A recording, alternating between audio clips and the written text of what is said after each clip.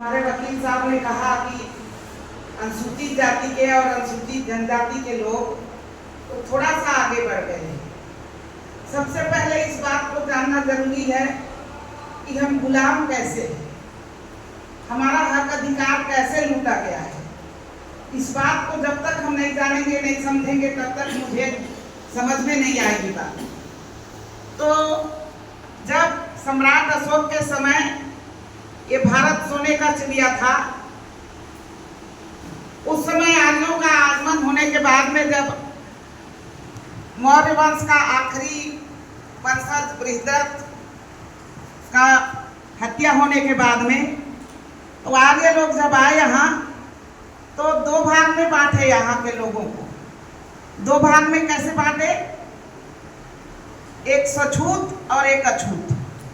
सछूत मतलब कोष्टा समाज का भाई कपड़ा बुनने का काम करते थे। कपड़ा बुनते तक ठीक है, उसी कपड़े को अगर ब्राह्मण ने पहन लिया तो पहने हुए ब्राह्मण को अगर पूजा घर में जा रहा है पूजा करने तो उसको नहीं छू सकते।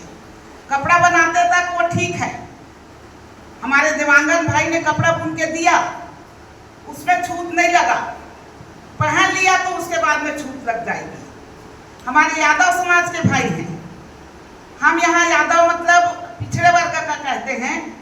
राजस्थान और गुजरात में यादव मतलब अनुसूचित जाति में आता है। तो यादव लोग यहाँ गाय चराने का, दूध निकालने का काम करते हैं और ब्राह्मण लोगों के घर में पानी भरने का और खाना पकाने का भी काम करते हैं। तो यादव भाई है, ब्राह्मण के घर में खाना पका दिया, चूल्हा चौका बर्तन भाड़ा उसका कर दिया, खाना पका दिया, वहां तक भी ठीक है। लेकिन नमक मत डालना, यादव छुआ जाएगा खाना, नमक नहीं डालने देते उसको। यादव बंधु होंगे तो उन लोगों से पूछिएगा, यहाँ अगर कोई यादव भाई बैठा होगा वो भी अपने आप में सोच लेगा जो बात मैं बोल रही हूँ।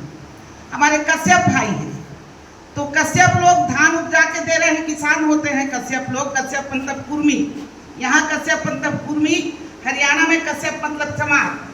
तो कश्यप भाई जब तक धान उत्पन्न करके दे रहा है, चावल बना के दे रहा है, तब तक उसमें छुआ नहीं है। लेकिन उसी चावल को अगर ब्राह्मणी बैठे बैठे खाना पका ली तो उसको छू नहीं सकते, वो छुआ जाता है। अनुसूचित जाति के लोग तो छूने के लायक है ही नहीं है उनके रिवाज में। लेकिन सछूत लोग जो काम करते तक तो ठीक है, लेकिन काम निकल गया उसके बाद में अछूत है। इस बात को समझना ज्यादा जरूरी है सभी जाति के लोगों के साथ में। जो पिछड़े वर्ग के हमारे भाई 52% पहले कहते थे, आजकल वो 60% हो गया होगा। तो 52% लोगों के साथ में तो इस तरह का व्यवहार है कि जरूरत पड़ने पर काम के होते तक तो तुम हमें छू सकते हो, हाथ पैर दबा सकते हो, पानी भर सकते हो, खाना बना सकते हो, कपड़ा पहना सकते हो, कपड़े दे सकते हो, बाल काट सकते हो। नाई समाज के हमारे भाई अपने आप को ठाकुर कहते हैं। बुरा मत मानिएगा अगर मैं किसी समाज का नाम लूँ या किसी जाति विशेष का नाम लूँ या किसी वेद पुराण में वर्णित किसी व्यक्ति का नाम लूँ तो अवहेलना करने की हैसियत से नहीं नाम लूँगी। उदाहरण देने के लिए मैं कहना चाहूँगी, हमारे नाई समाज के भाई हैं, तो मैंने देखा है कि नाई समाज का भाई अगर ब्राह्मण के घर में कोई मर गया तो वो दाढ़ी मूछा बनाने वाला अपना सामान लेके तालाब के मेड़ में बैठे बैठे वो सबका दाढ़ी मूछा बनाता है। तब तक वो छुआया नहीं है। उनका दाढ़ी मूछा बनाएगा, बैठे बैठे बाल काटेगा, मुंडन करेगा, तब तक छुआ नहीं है। लेकिन जब उधर से चलते हुए घर वापस आने के वक्त, अरे नहीं बीच में मत चलना, सब जा रहे हैं उसके पीछे में अपना पेटी बक्सा अपना सामान औजार धर के चलना, बीच में उसको नहीं चलने देते।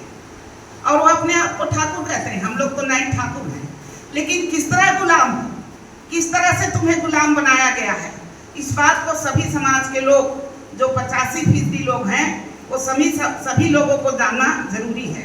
अनुसूचित जाति के लोग तो हम खुद ही छूना नहीं चाहते, खुद ही छूते नहीं। उन लोगों ने हमारा हक अधिकार लूटा और आरक्षण के वजह से, तो आरक्षण के वजह से थोड़ा बाबा साहब आम्बेडकर ने संविधान में आरक्षण दिया, तो आरक्षण के वजह से अनुसूचित जाति के लोग थोड़ा सा आगे बढ़े।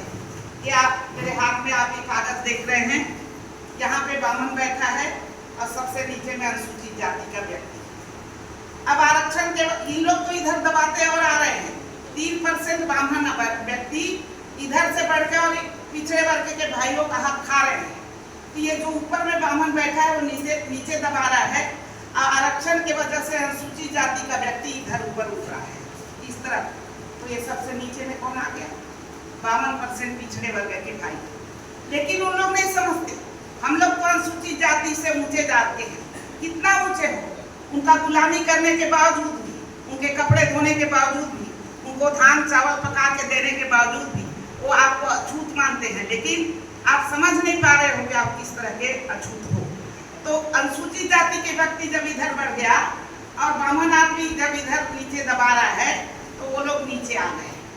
लेकिन अपने अधिकार के उन लोग मगन हैं कि हम तो रामायण सुनते हैं, रामायण गाते हैं और जाके ढोल गंवार शूद्र पशु नारी ये सब ताड़न के अधिकारी महिलाओं के ऊपर भी वहीं पर बैठे बैठे गालियां सुनते हैं। और जेवरनाथम तेली कुम्हारा सपच किरात कोल कलवारा गाली सुनते हैं और उसके बावजूद ताली बजा बजा के पैसा चढ़ाते हैं। अपने खून पसीने की कमाई को उस ब्राह्मण को देते हैं जो बैठे बैठे खाता है। वो कमाता कुछ नहीं, वो अगर हल्का मुठिया पकड़ लिया तो उसकी जात बिगड़ जाती है। वो हल्का मुठिया छूता भी नहीं है। आप कमा के दोगे, आप सब कुछ करके दोगे, वो बैठे बैठे खाता है और उसको कोई काम नहीं है। वो ऐसा व्यवस्था बना के रखे हैं। तो हमारी समस्या क्या है? पिछड़े वर्ग के बंधुओं, मेरी बातें थोड़ा सा तीखी जरूर लगती होगी, लेकिन इस गुलामी से निकलने का एकमात्र उपाय अभी वर्तमान में तो बामन मेश्राम साहब जो हैं, जो अभियान चला रहे हैं कई प्रकार के मोर्चा स्थापित करके, तो बामन मेश्राम साहब ये चाह रहे हैं कि आप लोग अपना हक हकूक को समझो। मैं ज़्यादा टाइम तो नहीं